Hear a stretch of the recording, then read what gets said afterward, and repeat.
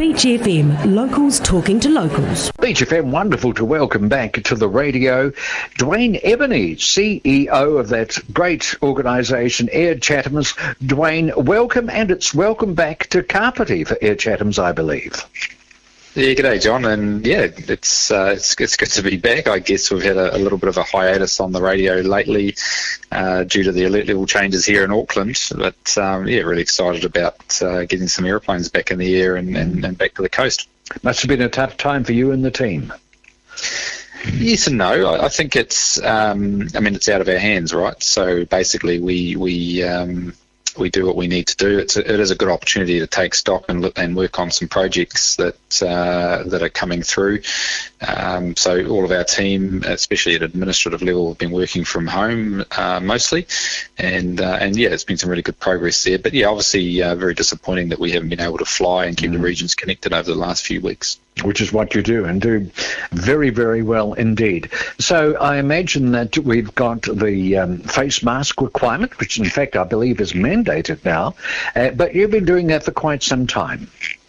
Yeah, absolutely. So after the original lockdown, if you like, that was one of the things that we implemented on our own. We decided that it was in the best interests of our customers and our staff that face masks were worn, just in case anyone was symptomatic, just to prevent the spread, potentially. Yep. And any objection, any kickback from that? We had an interesting one on the first flight into Wanganui, which I won't go into detail, but other than that, no, all our customers have been awesome, all our staff are awesome, and everyone understands the reasons why, so just get on and do it. We do provide them free of charge, obviously, to our customers at check-in, along with a hand sanitizer, wipe, and a Tim Tam, of course. Can't forget Tim Tam. Oh, absolutely.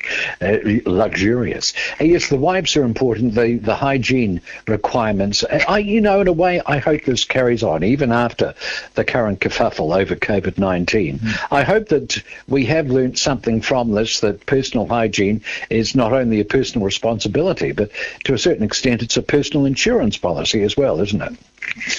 Yeah, like you say, it's a shame that it takes a global pandemic to implement practices that really need to be there from the start. But at the same time, I think that it is a new normal, and everyone is now making a much better and bigger effort around hygiene through use of sanitizers and frequently washing your hands, and as well as just general life. I think people are more they're considering it a lot more than perhaps we were before COVID.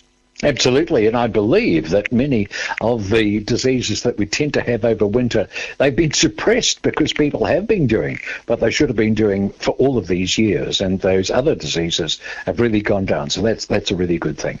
Duane, absolutely. I believe that there is a meeting over the weekend about the future of Kapiti Airport. Will Air Chathams be represented at that? Yeah, absolutely. So the meeting's been postponed to the 12th of September, and it's been hosted by the national candidate for Otaki, Tim Costley. So he's been doing some really good work rallying a group together to obviously save the airport. That's our goal. The last thing we want is to have that vital piece of infrastructure gone forever, and Air Chathams is right behind that. We're going to be doing everything we possibly can to make sure that it remains. We can see the bums on seats, if you like, and it's certainly where it needs to be, and we're a private business also, so if it wasn't viable we wouldn't be there, but it's a good route for us, and it's a community that needs to be connected, so we're very keen to fight for that. Can you see a current or a route out of the current impasse that we have with Kapiti Airport? It is private land. It does require major investment.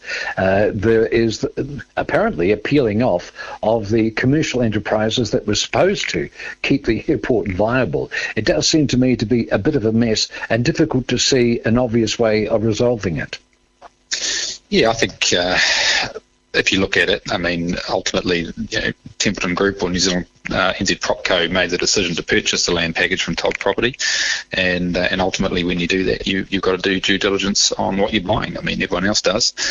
It's an airport. It's a regional airport. I don't think you could show me one regional airport in the country that returns a profit. So you need to have some other commercial enterprise around it to support those losses, and they had that with Kapiti Landing. My understanding is that's been broken up and sold off individually.